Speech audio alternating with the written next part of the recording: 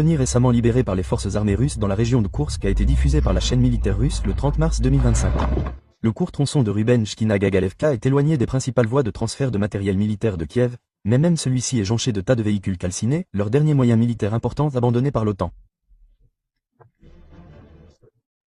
Les amas de ferraille qui parsèment la route témoignent de l'inégalité et de la mort que représentent les forces ukrainiennes et leurs partenaires occidentaux, alors qu'elles se lancent dans leur aventure périlleuse en territoire russe. Leur lourde perte commence à être révélée, maintenant que Koursk a été presque entièrement détruite par les forces russes.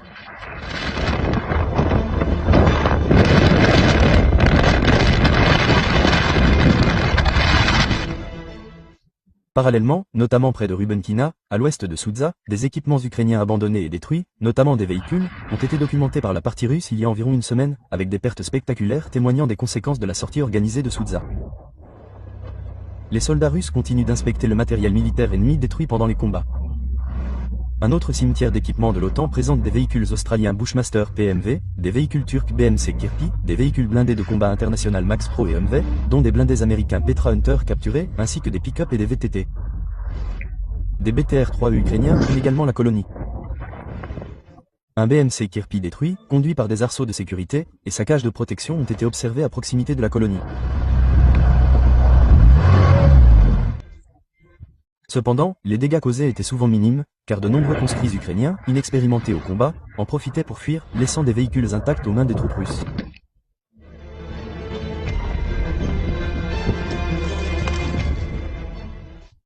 Gagalevka aurait été reprise par les forces russes le 28 mars. Le ministère russe de la Défense l'a officiellement annoncé le 31 mars.